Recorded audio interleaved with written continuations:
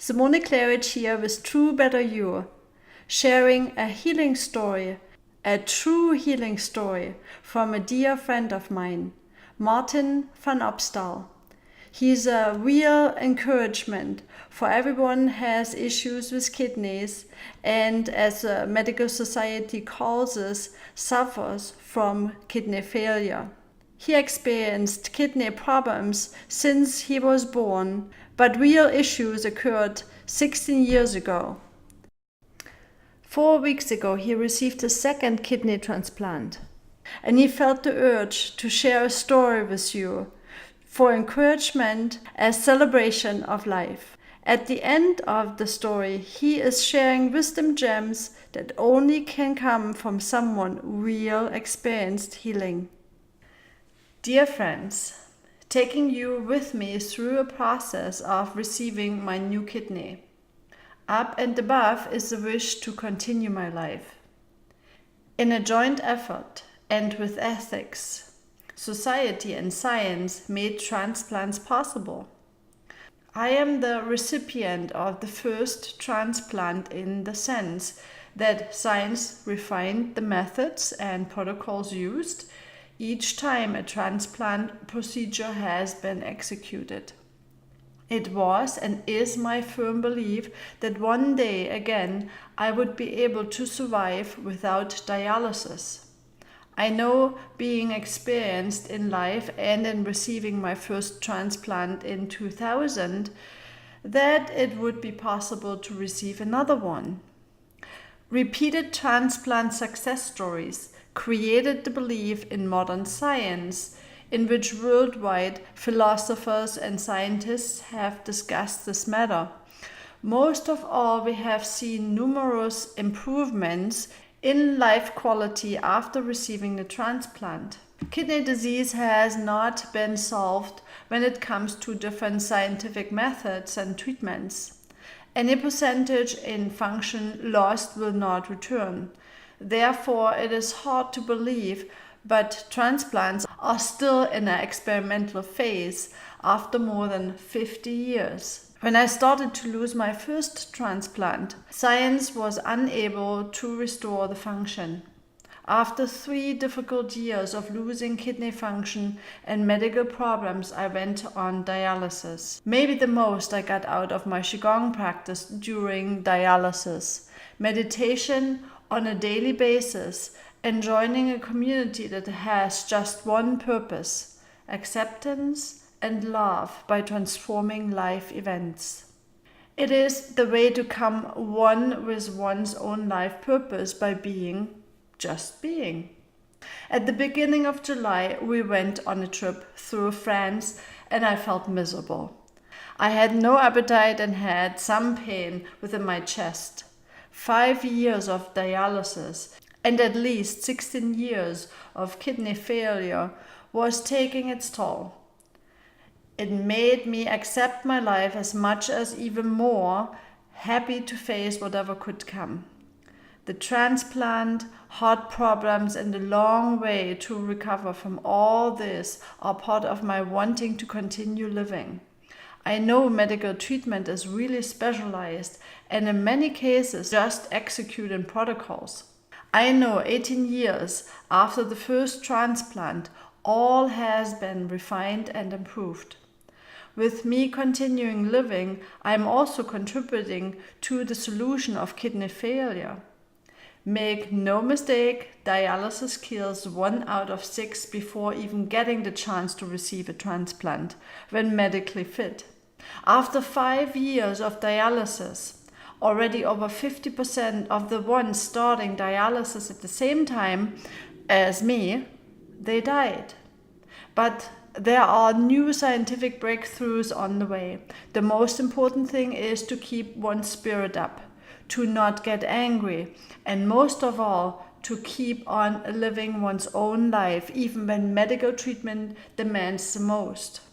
At this moment, I'm at home again and go to the hospital for 2 long mornings every week. I am under a microscope.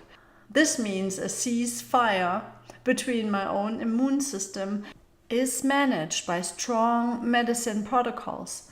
I have the latest medicine available. I have lots of side effects, both because of the trauma of the operation as well as because of the anti-immune medicine. Why am I telling you this? I think there's nothing wrong with sharing about kidney failure and its consequences.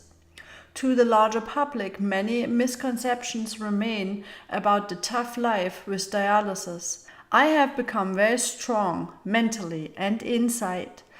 I know at the bottom of my heart and life the meaning why I'm doing this. I need no sympathy as such, but I also see that many hands are required to save my life. The dream of the scientist is to resolve the problem of kidney failure through whatever methods. This makes the field of science very honest and open, to do whatever is needed to help people through the first phase of receiving a transplant. One of my best friends and teachers in life says that we can heal from disease by knowing how to nourish oneself with energy. With the support of modern science, one can survive the otherwise deadly disease.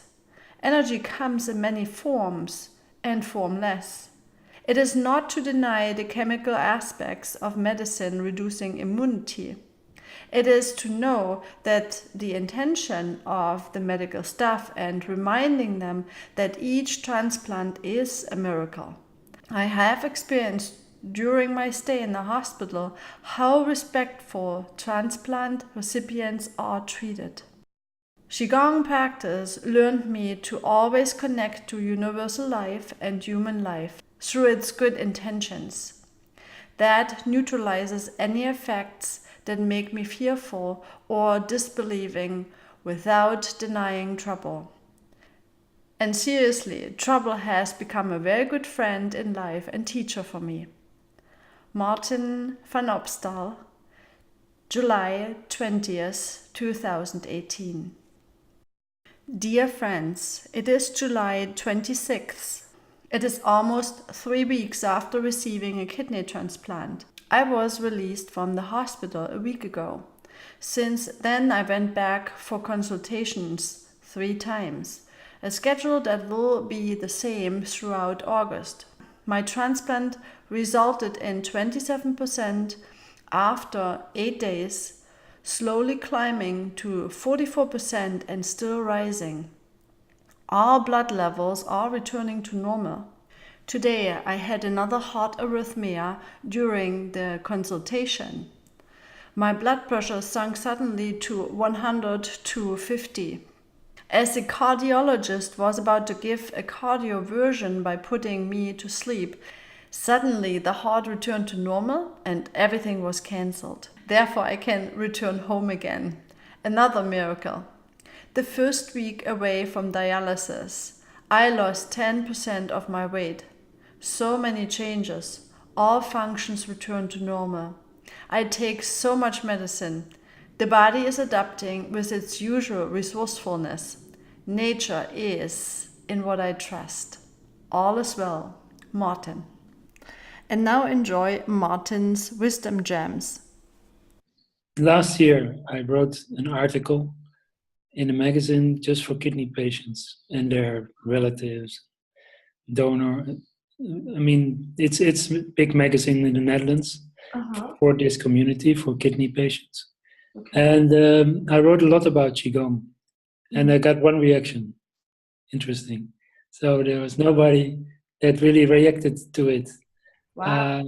And the what do you call it, editors, they were really enthusiastic about my story, but they were interesting about the story because I was reflecting on something else, which was, are you allowing yourself to give up your life with a smile? So for what you have been receiving in life, even your disease, can you still say, I'm grateful what I received, and can you give up with a smile? Because most people, of course, die with fear or in pain or anger, and because this is a very tough disease and a tough way to live, when you when you know that the kidneys don't work, it's life after life. So everything is life after life. And some people go for 5, 6 transplants. You cannot imagine. And they, what is the? It was in fact a big reflection on my own life, of course, and how I got the most out of practicing and qigong and why and what is it. And so my life is not perfect, as everyone's life isn't. But of course, when you know a disease that cannot be cured because it's before your birth, you need to find the energy in the universe or the universe itself that can heal you. But well, having said that, that concept idea of how to get this story together, it was written by Chinese people or qigong practitioners in a clear way that changed my life completely. And I think my life became more clear when I started practicing, because I became interested in philosophy, in physics even. Not that detailed, but I began to understand why there was physics, why there was chemistry, why there was mathematics. All those things made suddenly more sense to me than I've ever had before.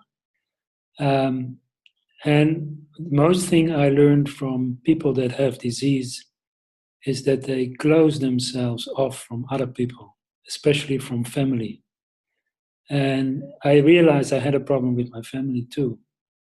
And I closed myself off my family too. But I did that because I wanted to know what was wrong. It was deliberate. And then I realized that if I want to survive, I need my family. You cannot survive without family.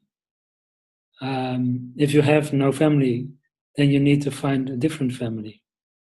But if you have a good family, or you have people that are related to you in a genetic sense, then it's good to keep them close.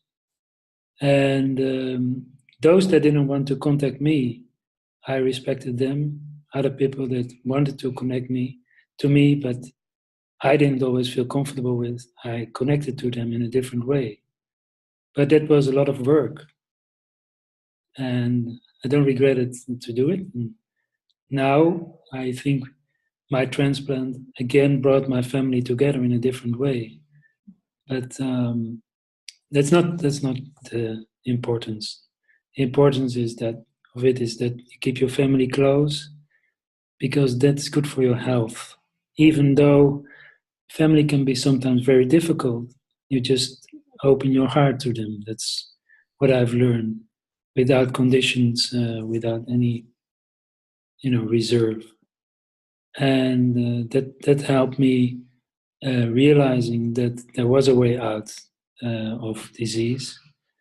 And as I say, energy comes in many different forms. So the way it happened, you just trust the universe, and that there you go, whatever comes.